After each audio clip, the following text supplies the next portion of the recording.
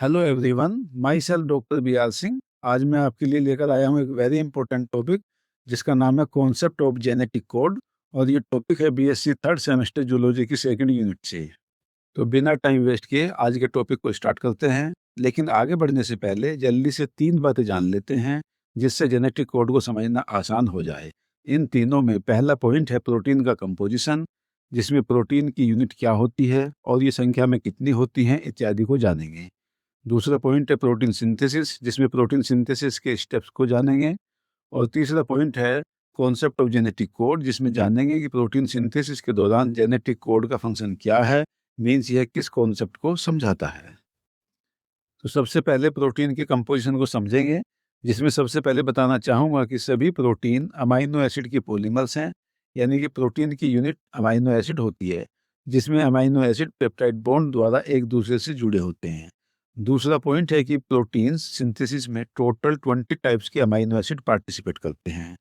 और तीसरा पॉइंट है कि अलग अलग प्रोटीन में अमाइनो एसिड की अलग अलग सीक्वेंस होती है, और इस प्रकार 20 टाइप्स के अमाइनो एसिड की डिफरेंट सीक्वेंस से करीब 20,000 टाइप्स की प्रोटीन बन सकती है।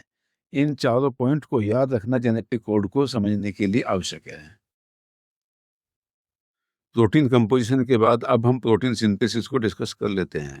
तो यहाँ बताना चाहूँगा कि protein synthesis mainly 2 steps transcription और ट्रांसलेशन के द्वारा कंप्लीट होता है, जिसके लिए इंफॉर्मेशन डीएनए में प्रेजेंट न्यूक्लियोटाइड की यूनिक सीक्वेंस के रूप में स्टोर रहती है।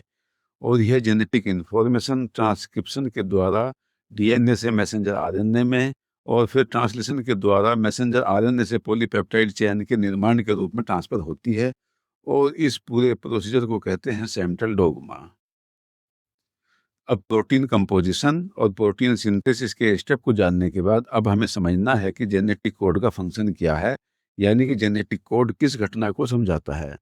इसे समझने के लिए हमने अभी डिस्कस किया है कि प्रोटीन 20 टाइप्स के अमाइनो एसिड से बनी होती हैं, और इन 20 टाइप्स के अमाइनो एसिड की डिफरेंट सीक्वेंस से 20,000 टाइप्स की प्रोटीन बन सकती हैं। लेकिन यहाँ एक क्वेश्चन ये आता है कि पॉलीपेप्टाइड चेन यानी कि प्रोटीन में अमाइनो एसिड की सीक्वेंस रेगुलेट कैसे होती है। मीन्स ट्रांसलेशन के दौरान बनने वाली पॉलीपेप्टाइड चेन में नेक्स्ट अमाइनो एसिड कौन सा जुड़ेगा, ये कैसे रेगुलेट होता है। तो यहाँ बताना चाहूँगा कि ट्रांसक्रिप्शन के द्वारा एमआरएनए बनता है, जिसमें 4 प्रकार के न्यूक्लियोटाइड प्रेजेंट होते हैं, और ये 4 प्रकार के न्यूक्लियोटाइड ट्रांसलेशन स्टेप के दौरान बनने वाली पॉलीपेप्टाइड चेन में अमाइनो एसिड की सीक्वेंस को रेगुलेट करते हैं। लेकिन यहाँ एक क्वेश्चन अराइज होता है कि कैसे। मीन्स केवल 4 टाइप्स के न्यूक्लियोटाइड की सीक्वेंस प्रोटीन में 20 टाइप्स के अमाइनो एसिड की सीक्वेंस को कैसे रेगुलेट करती है। तो इस पॉइंट को फिर से केयरफुली समझिए कि केवल 4 टाइप्स की न्यूक्लियोटाइड की सीक्वेंस प्रोटीन सिंथेसिस में 20 टाइप्स के अमाइनो एसिड की सीक्वेंस को कैसे रेगुलेट करती है। तो इसका आंसर है जेनेटिक कोड का ट्रिपलेट कोडोन सिस्टम। सो अब आगे हम जेनेटिक कोड के ट्रिपलेट कोडोन सिस्टम को जानेंगे। जेनेटिक कोड के ट्रिपलेट कोडोन सिस्टम को समझने के लिए बताना चाहूँगा कि ट्रांसक्रिप्शन के दौरान मैसेंजर आरएनए बनता है, और मैसेंजर आरएनए के स्टैंड पर एक के बाद एक लाइन से न्यूक्लियोटाइड प्रेजेंट होते हैं। तो मैसेंजर आरएनए में एक साथ लोकेटेड 3 न्यूक्लियोटाइड मिलकर एक ट्रिपलेट सेट बनाते हैं, जिसे कोडोन कहते हैं। और यह एक कोडोन ट्रांसलेशन के दौरान किसी एक अमाइनो एसिड को कोड करता है। इस प्रकार सभी 20 के 20 अमाइनो एसिड अलग अलग न्यूक्लियोटाइड के कॉम्बिनेशन वाले कोडोन से रेगुलेट होते हैं। इसे हम एक बार डायग्राम की हेल्प से समझ लेते हैं। सपोज ये एक मैसेंजर आरएनए है, और इसमें लाइन से ये न्यूक्लियोटाइड लोकेटेड हैं। तो ये पहले 3 न्यूक्लियोटाइड ए, यू और जी मिलकर एक ट्रिपलेट सेट बनाते हैं, जिसे एक कोडोन कहेंगे। यह कोडोन मेथियोनिन अमाइनो एसिड को कोड करता है। इसी प्रकार नेक्स्ट 3 न्यूक्लियोटाइड जी, सी और यू से मिलकर दूसरा कोडोन बनेगा, जो एलेनाइन अमाइनो एसिड को कोड करता है। ठीक इसी प्रकार सभी 3-3 न्यूक्लियोटाइड मिलकर एक-एक कोडोन बनाते हैं, जो अपने स्पेसिफिक अमाइनो एसिड को कोड करते हैं, जैसा आप फिगर में दिखाई दे रहा है।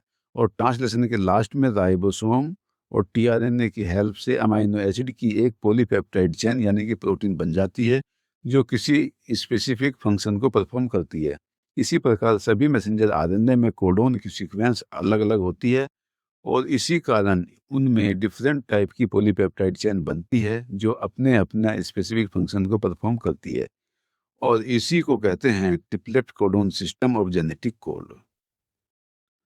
अब हमें यह तो समझ आ गया कि एक कोडोन 3 न्यूक्लियोटाइड से मिलकर बनता है और ये किसी एक अमीनो एसिड के लिए कोड करता है। लेकिन ट्रिपलेट कोडोन की डिस्कवरी कैसे हुई, इसकी हिस्ट्री क्या है, ये हमें ज़रूर जानना चाहिए। तो एक बार इसका भी रिवीजन कर लेते हैं। तो स्टार्टिंग में सबसे पहले हाइपोथेसिस में यह बताया गया कि एक न्यूक्लियोटाइड एक अमीनो एसिड के लिए कोड करता है। लेकिन इसके अनुसार मैसेंजर आरएनए में प्रेजेंट कुल 4 प्रकार के न्यूक्लियोटाइड ट्रांसलेशन के दौरान केवल 4 प्रकार के अमीनो एसिड को ही कोड कर सकते हैं और अमीनो एसिड है हमारे पास 20, इसलिए यह सिस्टम 20 अमीनो एसिड के लिए सफिशिएंट नहीं था। ये कॉन्सेप्ट कि एक न्यूक्लियोटाइड एक अमीनो एसिड को कोड करता है अपने आप ही रिजेक्ट हो गया। लेकिन इसके बाद दूसरी हाइपोथेसिस सामने आई, जिसके अनुसार ये माना गया कि 2 न्यूक्लियोटाइड मिलकर एक कोड बनाते हैं जो एक अमीनो एसिड को कोड करता है। लेकिन 2 न्यूक्लियोटाइड की कॉम्बिनेशन से भी टोटल 16 कॉम्बिनेशन ही बन सकते हैं और अमीनो एसिड है हमारे पास 20। सो ये सिस्टम भी 20 अमीनो एसिड के लिए सफिशिएंट नहीं हुआ और ये भी अपने आप रिजेक्ट हो गया।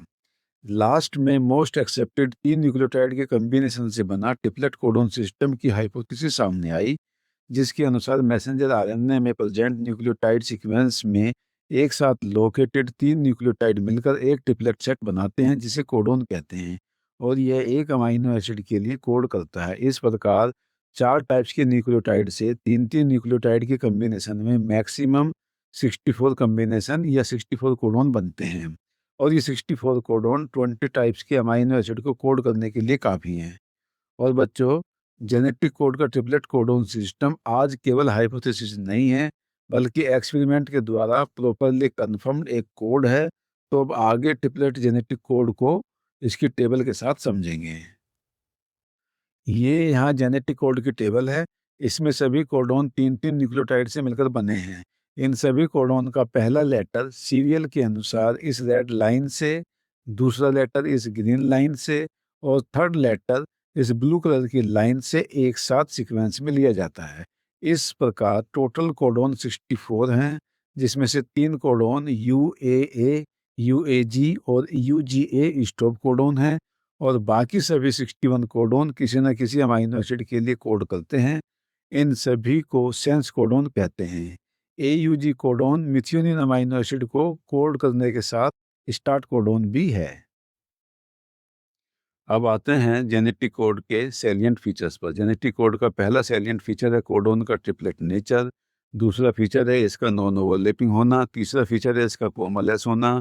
फोर्थ फीचर है इसका डिजनरेट होना और पांचवा फीचर है इसका अनएम्बिगस होना। छठा फीचर है इसका यूनिवर्सल होना। जेनेटिक कोड के इन सभी सैलिएंट फीचर्स को हमने दूसरी वीडियो में डिटेल में डिस्कस किया है, जिसका लिंक आपको डिस्क्रिप्शन में मिल जाएगा।